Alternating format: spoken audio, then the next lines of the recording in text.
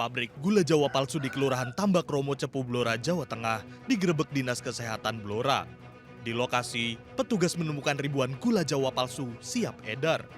Gula Jawa palsu dibuat dari bahan baku pengawet cairan arum manis. Jika dikonsumsi dalam jangka panjang, berbahaya bagi kesehatan karena menyebabkan gagal ginjal maupun kanker. Petugas telah mengambil sampel gula Jawa palsu untuk diperiksa di laboratorium. Sementara pabrik gula Jawa palsu ini ditutup petugas. Tadi indikasinya menggunakan gula dari arum manis. Jadi arum manis, produk olahan arum manis dijadikan bahan baku dari gula Jawa. Itu yang mau kita cek apakah menggunakan bahan pengawet yang berbahaya juga. Lantaran hampir mirip, untuk membedakan gula Jawa asli dengan gula Jawa palsu, kenali cirinya. Gula Jawa asli teksturnya lunak, mudah dipatahkan, sementara gula Jawa palsu keras, sulit dihancurkan. Selain tekstur, gula Jawa asli bobotnya lebih ringan dan gula Jawa palsu lebih berat. Gula Jawa asli memiliki wangi yang khas mirip wangi kelapa, sementara yang palsu tidak wangi. Dari Blora, Jawa Tengah, Heri Purnomo, iNews melaporkan.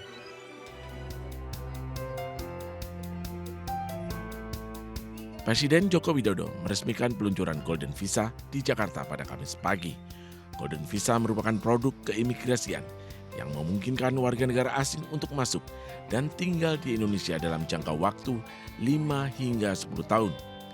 Golden Visa diberikan kepada warga negara asing yang berkualitas serta bermanfaat kepada perkembangan ekonomi negara, salah satunya penanaman modal baik korporasi maupun perorangan. Dalam acara ini, Presiden Jokowi secara simbolis memberikan Golden Visa kepada pelatih Timnas Sepak Bola Indonesia, Shin Tae-yong. Presiden Jokowi berharap dengan adanya Golden Visa membuat Indonesia sebagai tujuan investasi dan meningkatkan kualitas sumber daya manusia. Ya, ini kan untuk mempermudah pelayanan kita kepada investor dan juga kepada global talent yang diberikan kesempatan untuk datang ke Indonesia dengan fasilitas Golden Visa. Kebijakan Golden Visa tertuang dalam Peraturan Menteri Hukum dan HAM serta Peraturan Menteri Keuangan. Pemirsa, Olimpiade Paris 2024 atau Olimpiade Musim Panas edisi ke-33 digelar mulai hari ini hingga 11 Agustus mendatang. Olimpiade yang merupakan pesta olahraga 4 tahunan tersebut mempertandingkan 32 cabang olahraga dan diikuti lebih dari 196 negara. Selengkapnya dalam infografis berikut.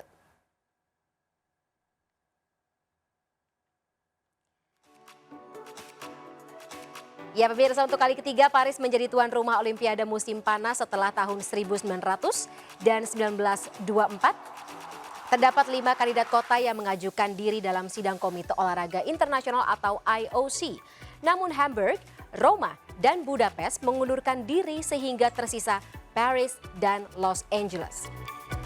Akhirnya ditentukan Paris sebagai tuan rumah Olimpiade musim panas 2024 dan Los Angeles menjadi tuan rumah musim panas 2028. Tercatat 10.714 atlet dari 206 negara akan berlaga dalam 32 cabang olahraga yang mencakup 329 event. Ya, sebagian besar acara Olimpiade diadakan di sekitar Paris termasuk pinggiran metropolitan Saint-Denis, Le Bourget, Nanterre, Versailles, dan Vaille-sur-Marne. Kompetisi bola tangan akan berlangsung di Stadion Pierre-Mauroy di Lille. Lomba layar akan diadakan di kota Mediterania, Marseille. Sedangkan cabur selancar diadakan di desa Thaoupo'o di wilayah seberang laut Polinesia, Prancis. Cabur sepak bola diselenggarakan di 7 stadion yang tersebar di beberapa kota di seluruh Prancis, yakni di Marseille, Lyon, Bordeaux, Paris, Saint-Étienne, Nice, dan Nanterre. Sementara itu juga ada kontroversinya pemirsa. Pada Februari 2022, IOC merekomendasikan Federasi Olahraga untuk menerapkan larangan bagi atlet dan ofisial Rusia dan Belarus untuk berpartisipasi dalam turnamen internasional dengan alasan pelanggaran gencatan senjata. November 2023, Rusia menuduh IOC memiliki standar ganda dan tidak memberikan sanksi atas Israel atas tindakannya di Gaza. Terlebih, Palestina juga merupakan anggota IOC. Israel pun akhirnya tetap ikut dan mendapat penjagaan ketat 24 jam. Jaksa penuntut keuangan Prancis menggerebek markas besar Olimpiade Paris 2024 pada Oktober tahun lalu dengan menargetkan perusahaan-perusahaan manajemen acara terkait penyelidikan yang dibuka atas kecurigaan pengambilan kepentingan ilegal, favoritisme, dan penyembunyian yang terlibat dalam pemberian berbagai kontrak. Selain itu, laporan Badan Eksternal Prancis yang memerangi gangguan digital menemukan beberapa situs web Azerbaijan dan profil media sosial palsu mencoba melakukan kampanye disinformasi, meremehkan Prancis, menyelenggarakan pertandingan, dan mengancam boikot. Indonesia kembali berpartisipasi di ajang olahraga terbesar dunia Olimpiade Paris 2024. Tahun ini, kontingen Indonesia mengirim 29 atlet dan menjadi yang terbanyak dalam keikutsertaan Indonesia dalam Olimpiade.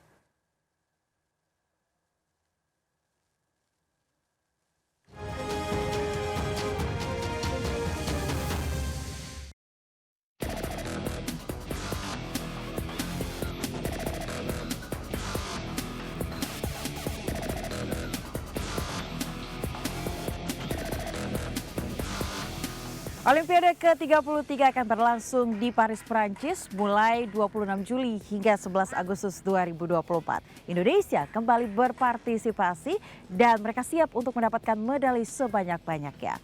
Berapa medali yang ditargetkan kontingen Indonesia di Paris? Berikut apa kata fakta.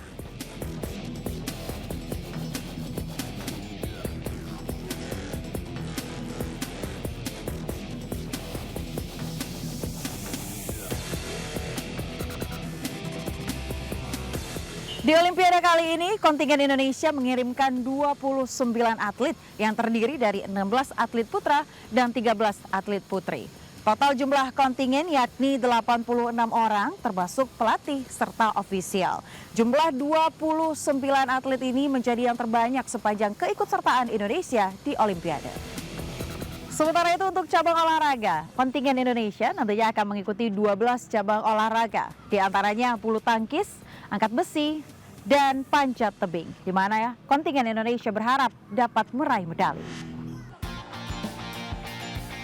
Dari 29 atlet, Indonesia mengirim 9 atlet untuk cabang olahraga bulu tangkis dan menjadi perwakilan terbanyak.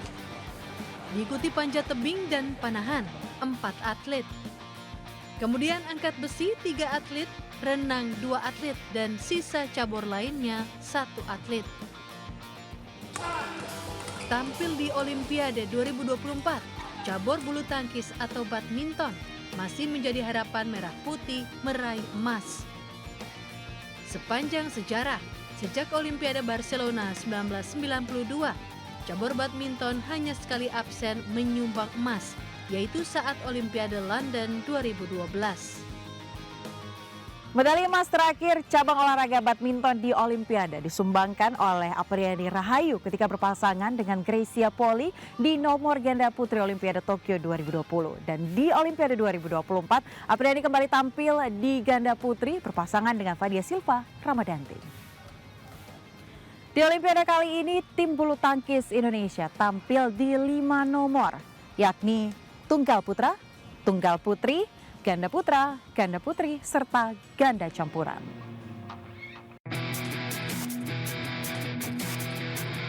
Prestasi bulu tangkis Indonesia tak diikuti dari cabur sepak bola putra. Ya, timnas U23 Indonesia gagal mendapatkan tiket Olimpiade setelah kalah di laga playoff melawan Guinea. Padahal mereka berpeluang tampil lagi di Olimpiade setelah tampil impresif di Piala Asia U23. Peluang Garuda Muda lolos ke Olimpiade lewat jalur finalis Piala Asia U23 tertutup setelah mereka tersingkir oleh Uzbekistan dalam laga perempat final. Indonesia kembali mengalami kekalahan dalam perebutan juara ketiga oleh Irak dan harus menempuh jalur playoff. Namun sayang, dalam babak playoff, Indonesia terpaksa kalah 1-0 oleh Guinea.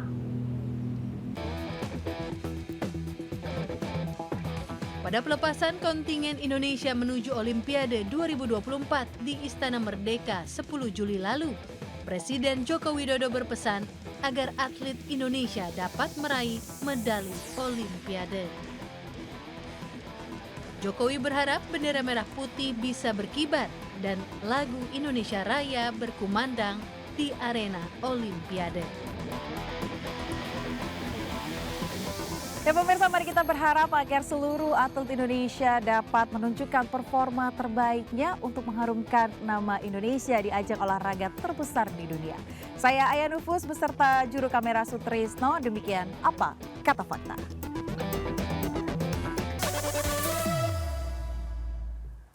Ya, Fani dan juga pemirsa, ini ada informasi yang sangat menarik.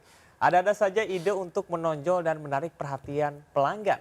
Salah satu kedai bakso di Jepara, Jawa Tengah menyuguhkan sajian varian bakso dengan nama-nama yang unik. Ada bakso janda marah, bakso beranak, dan lainnya yang tentunya bisa membuat penasaran penikmat bakso saat melihatnya.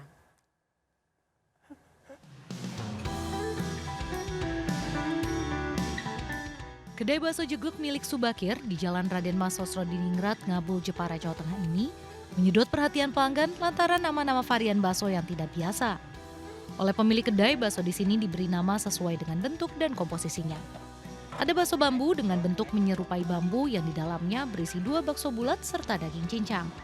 Ada pula bakso janda marah yang identik dengan rasanya yang pedas karena banyak cabai sehingga membuat mudah berkeringat saat memakannya. Selain itu ada pula bakso beranak berupa bakso berukuran besar yang di dalamnya terdapat bakso-bakso kecil dengan daging cincang. Meski memiliki tampilan yang berbeda, Subakir tetap menjaga cita rasa yang memanjakan penikmat bakso. Subakir berjualan bakso unik ini karena bisa menjadi ciri khas dan tidak mudah ditiru pedagang bakso lain. Identik dengan pedas. Kepedesannya mungkin di level 80, di level 8. Suka marah ya tandanya. Suka marah nanti habis makan bakso mejogu dijomplang. Terus yang bakso beranak Itu apa itu isinya? isinya 4 anak di dalamnya sama daging cincang.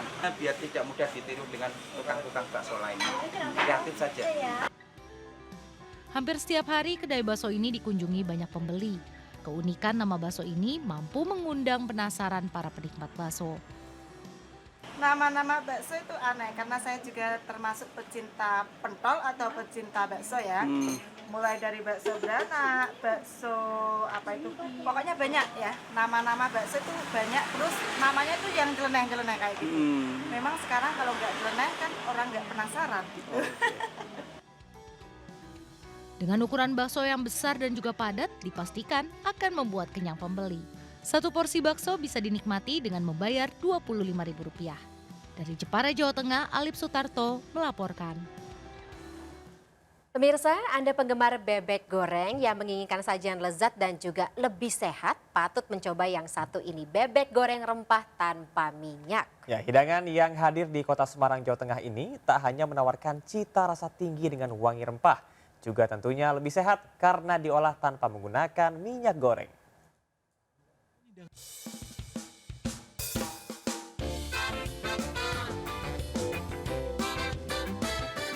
Kreatif, inovatif, tapi yang ini ditambah garansi lebih sehat.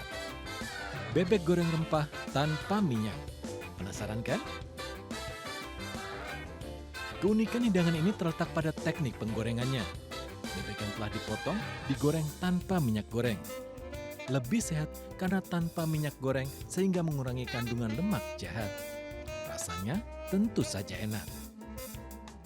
Dengan aroma rempah dan bebeknya juga tetap enak, jadi nggak amis juga dan rasanya juga enak, terutama dagingnya itu empuk. Masakan ini kreasi sebuah warung rumahan di Semarang, Jawa Tengah. Bebek direbus dengan campuran berbagai macam rempah, di antaranya jahe, kunyit, lengkuas, daun jeruk, daun salam, bawang merah, dan bawang putih yang semuanya telah digiling halus. Dengan bumbu kuat dan berlimpah, aroma amis bebek hilang tak bersisa. Gitu, karena saya ngelihat seringkali di pasaran itu minyak jelantahnya itu kan banyak. Nah, saya mencoba untuk berkreasi dengan membuat bebek yang empuk, rempahnya itu kerasa karena kebanyakan itu bebek dominan dengan rasa micin. Nah, kalau di saya ini rasa rempahnya yang kita kuatkan, sehingga kita mengeliminir penggunaan MSG. Terus selain itu juga kita gorengnya ini nggak pakai minyak yang berlebihan, kita hanya menggunakan minyak yang sedikit.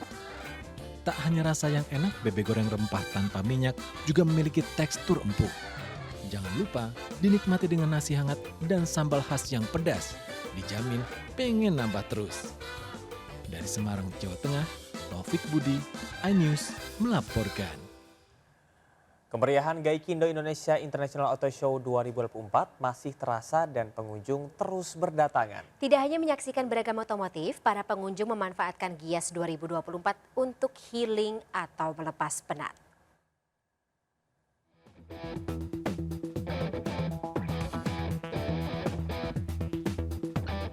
Gaikindo Indonesia International Auto Show 2024 menyuguhkan aneka otomotif dan peralatan pendukung lainnya untuk memanjakan para pecinta otomotif dan masyarakat pada umumnya.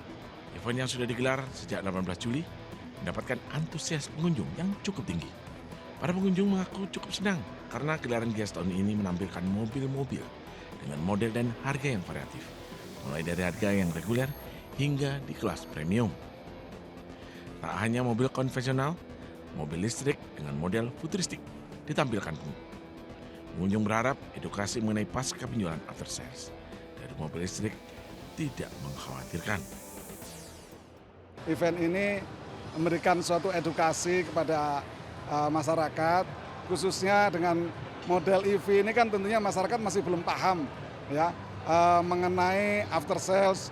Itu kan masih ada simpang siur after salesnya untuk EV ini kurang bagus. Nah ini harus didorong lagi. Ingin inovatif mobil yang seperti smart itu, artinya untuk lansia itu belum ada. Kan kita pengen dong, kota-kota itu nggak harus nunggu anak kita kan sibuk masing-masing.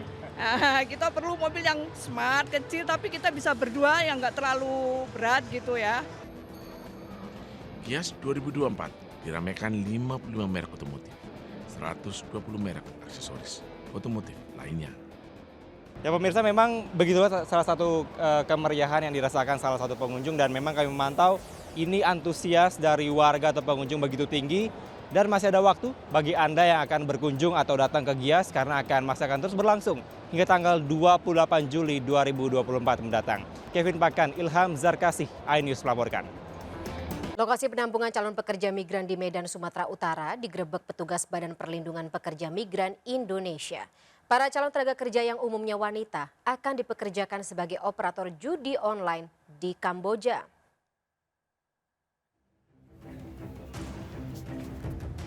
Petugas dari Badan Pekerja Pelindungan Pekerja Migran Indonesia atau BP2MI menggerebek lokasi penampungan pekerja ilegal. Para calon tenaga kerja yang umumnya wanita rencananya akan diberangkatkan ke Kamboja sebagai operator judi online. Tren pekerja lokasi judi di Kamboja yang menyasar kalangan anak muda berpendidikan tinggi terus meningkat. Beberapa waktu lalu BP2MI telah menggagalkan pengiriman pekerja ilegal dengan menyewa 3 pesawat dari Bandara Kuala Namu. Ini bisnis besar karena ya, mereka tuh charter pesawat. BP2MI pernah menyetop di Medan ini 3 pesawat yang digunakan untuk mencarter keberangkatan ke Kamboja. Dan sebetulnya kita sudah tahu ya siapa otak dan aktor bisnis judi online di Kamboja, siapa otak dan aktor scamming online di Kamboja, dan inisial namanya sudah kita berikan. Saat ini penegakan hukum bagi pekerja ilegal baru menyentuh calo atau kaki tangannya saja. Dari Medan, Sumatera Utara, Ahmad Ridwan Nasution melaporkan. Keluarga Dini Sera Aprianti di Sukabumi, Jawa Barat kecewa dengan vonis bebas terhadap Ronald Tanur yang dibacakan Majelis Hakim Pengadilan Negeri Surabaya, Jawa Timur. Kecewa dengan vonis bebas dan adanya dugaan permainan uang membuat pihak keluarga korban hingga jaksa penuntut umum mengajukan banding.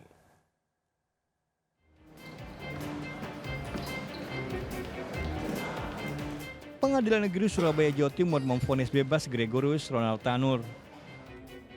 Hakim menilai Ronald Tanur tidak terbukti menghabisi kekasihnya Dini Sera Aprianti di parkiran Landmark Surabaya Oktober tahun lalu. Membebaskan terdakwa oleh karena itu dari seluruh dakwaan penuntut umum di atas. Memerintahkan terdakwa dibebaskan dari tahanan segera setelah putusan ini diucapkan. Usai pembacaan vonis, keluarga korban menilai keputusan tersebut tidak memenuhi rasa keadilan. Keluarga korban di Niser Aprianti di Sukabumi pun kecewa dan menyatakan banding. Kami sekeluarga sangat sedih, sangat kecewa dengan keputusan Pak Hakim sama Pak Jaksa. Tak hanya itu, kuasa hukum korban juga akan melaporkan 3 majelis hakim ke Komisi Yudisial dan KPK karena terindikasi putusan bebas terhadap Ronald Tanur ada permainan uang. Itu juga kami akan mempertimbangkan laporan kepada Komisi Pemberantasan Korupsi untuk juga melakukan investigasi pemeriksaan kepada 3 majelis hakim ini. Jika memang ditemukan arah yang mengarah pada dugaan tindak pidana korupsi atau mungkin penyuapan, maka kami minta agar KPK juga melakukan tindakan hukum terhadap 3 majelis hakim ini. Rasa kecewa dengan vonis terhadap Ronald Tanur juga diungkapkan oleh jaksa penuntut umum dengan melakukan kasasi. Kasasi dilakukan dengan sejumlah pertimbangan yang dianggap mengesampingkan bukti dan fakta pada saat persidangan. Kami nyatakan pada saat ini kami menyatakan akan melakukan langkah upaya hukum yaitu berupa kasasi. Nah, tentunya nanti akan kami lakukan langkah ini mengingat jangka waktunya itu adalah kurang lebih 14 hari ya. Tapi kami langsung menyatakan pada hari ini akan melakukan kasasi, melakukan langkah-langkah tersebut. Selama persidangan, terdakwa Gregorius Ronald Tanur dituntut 12 tahun penjara. Dari Surabaya dan Sukabumi melaporkan. Pemirsa, Kemenkominfo bersama Majelis Ulama Indonesia atau MUI terus berupaya memberantas situs judi online yang beredar di Indonesia. Disebutkan sudah ada lebih dari 2,6 juta situs judi online yang ditutup oleh Kemenkominfo. Kemenkominfo bersama MUI terus berupaya memberantas situs judi online yang beredar di hampir semua platform di Indonesia. Sejak dilakukan penutupan situs judi online pada Juli tahun lalu, setidaknya lebih dari 2,6 juta situs judi online berhasil ditutup Kemenkominfo. Menkominfo Budi Aris Setiadi mengungkapkan, sesuai data PPATK tahun ini, intervensi Satgas telah berhasil menurunkan 50% akses masyarakat pada situs judi online dan mengurangi deposit masyarakat pada situs judi online sebesar 34,49 triliun rupiah. Jika intervensi ini diperkuat, penurunan akses masyarakat ke situs judi online dapat mencapai 80% dengan potensi penurunan deposit masyarakat hingga 45,79 triliun rupiah. Saya mulai ya. Dan apa yang kami lakukan ini mampu menahan hingga 50% dari kemungkinan dampak judi online. Kalau dalam angka kita mampu menyelamatkan atau menahan orang bermain judi hingga senilai 45 triliun rupiah. Apa yang kita lakukan sekarang ini? Dan kita berharap itu harus lebih supaya judi online ini bisa hilang dari muka bumi Indonesia. Karena itulah Pak Yai Haji Anwar Iskandar sangat mendukung, MUI sangat mendukung, dan kita akan melakukan langkah-langkah yang masif agar judi online ini bisa kita berantas dari bumi Indonesia. Pihak keluarga meyakini Vina tewas akibat dibunuh di Jembatan Talun, Cirebon, Jawa Barat. Sebelumnya pada sidang peninjauan kembali, kuasa hukum Saka Tatal menyimpulkan Vina dan Eki tewas akibat kecelakaan.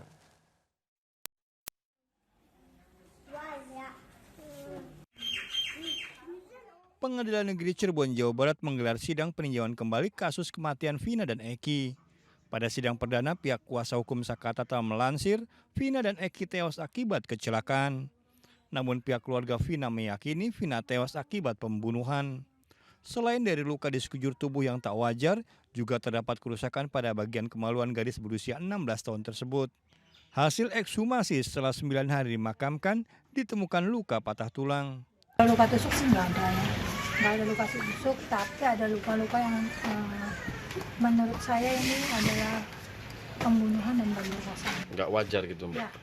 Nggak wajar di bagian apa Mbak mungkin Mbak? Di bagian kemaluan, terus di bagian tubuhnya juga kayak remuknya tuh remuk pembunuhan aja lah. Remuk penganiayaan gitu Mbak ya? Iya.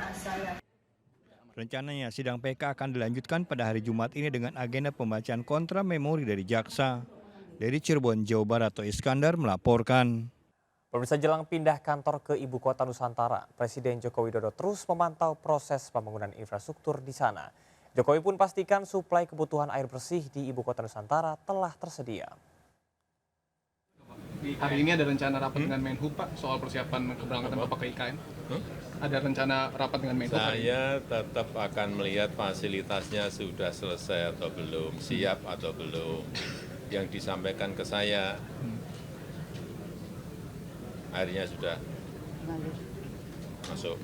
Akan melakukan sidang kabinet di sana berarti, Pak? Soal sidang kabinet? Akan melakukan sudah memungkinkan, Pak? Ya kalau semuanya sudah siap. Sidang kabinet kalau kursinya belum ada gimana kamu duduk masa lesehan, sidang kabinet lesehan.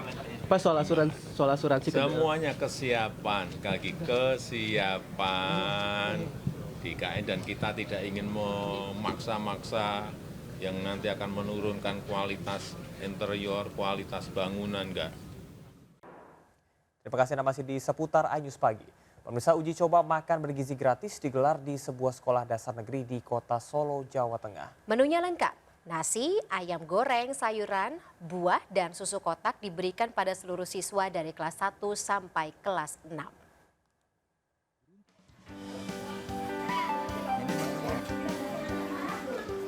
Kotak berisi makanan dan susu telah siap tersaji di atas meja.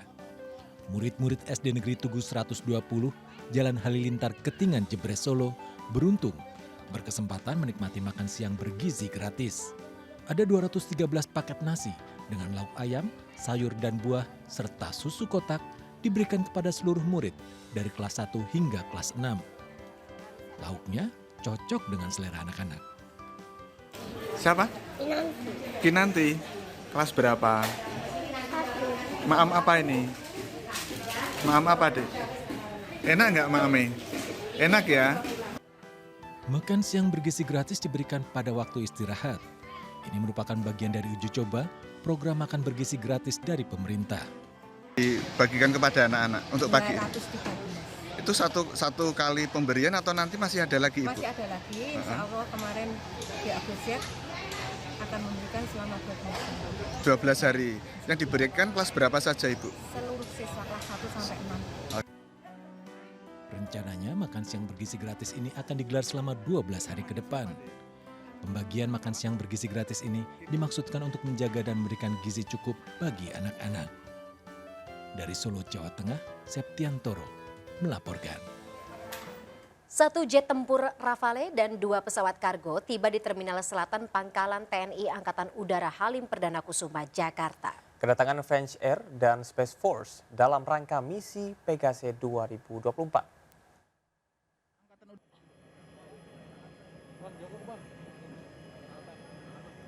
Misi Pegasi 2024 menunjukkan komitmen Prancis terhadap keamanan di kawasan Indo-Pasifik.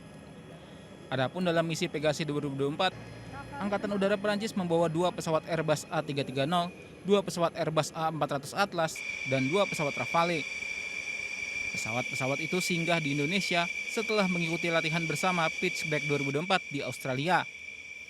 Di Halim Perdana Kusuma, Jakarta Timur, baru 1 pesawat jet tempur Rafale dan 2 kargo A400 yang terparkir di Terminal Selatan Lanut Halim Perdana Kusuma, Jakarta. Sementara pesawat yang lain akan datang secara bertahap. TNI Angkatan Udara Indonesia dan Prancis akan bertukar pengetahuan dan pengalaman mencakup kegiatan Subject Matter, Expert Exchange ME, Air-to-Air Refueling.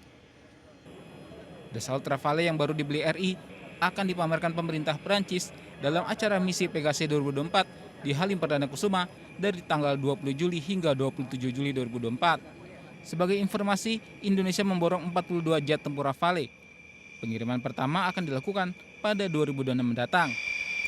Pesawat ini awalnya dirancang hanya untuk pertempuran di udara, dan pada evolusi selanjutnya, Rafale bisa menyerang objek di darat maupun di air. Sidang gugatan perlawanan eksekusi rumah cacat hukum di Pengadilan Negeri Jakarta Barat ditunda. Penundaan tersebut dikarenakan pihak tergugat tidak hadir dalam persidangan.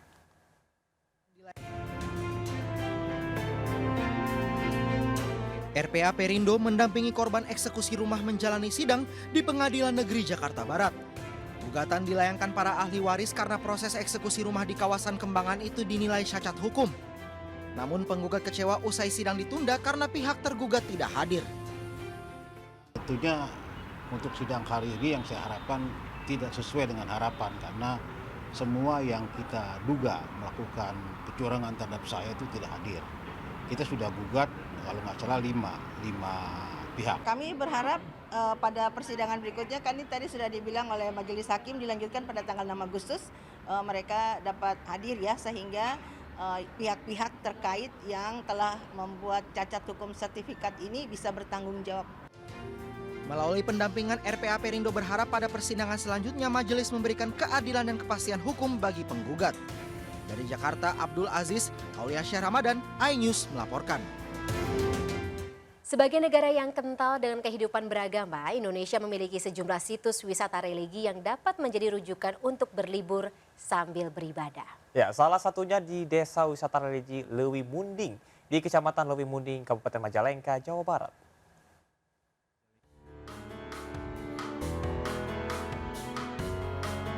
Pengguntingan pita oleh Menteri Pariwisata dan Ekonomi Kreatif Sandiaga Salahuddin Uno menjadi penanda diresmikannya Desa Wisata Religi Leuwi Munding, Kecamatan Leuwi Munding, Kabupaten Majalengka, Jawa Barat. Desa wisata ini merupakan tanah kelahiran salah satu tokoh pendiri Nahdlatul Ulama yang telah dinobatkan sebagai pahlawan nasional, yakni Kiai Haji Abdul Calim. Peresmian Desa Wisata Religi ini akan menarik banyak wisatawan, termasuk nanti akan berdampak terhadap jalur transportasi wisata yang akan lewat ke jalur jalan ini. Maka jalan Leuwi Munding ini kita pun juga tadi mengusulkan untuk dijadikan nama dengan nama Jalan Kiai Haji Abdul Calim. Pada kesempatan ini, Sandiaga Uno juga menyempatkan diri berziarah ke makam pahlawan nasional, yakni Kiai Haji Abdul Calim. Dari Majalengka, Jawa Barat, Muhammad Zeni Johadi, iNews melaporkan. PB Popsi kembali menggelar turnamen biliar terbuka bertajuk ILEX 9 Ball. Ya, kompetisi yang diikuti puluhan atlet biliar tersebut menjadi ajang untuk melatih kemampuan bertanding serta memperbaiki posisi ranking nasional.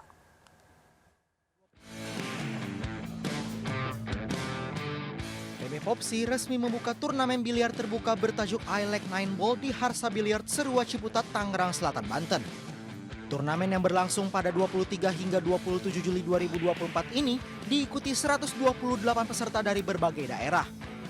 Format pertandingan ini terdiri dari 7 race pada babak penyisihan, 8 race pada babak 32 besar, dan 11 race pada partai final dengan total hadiah sebesar Rp134 juta.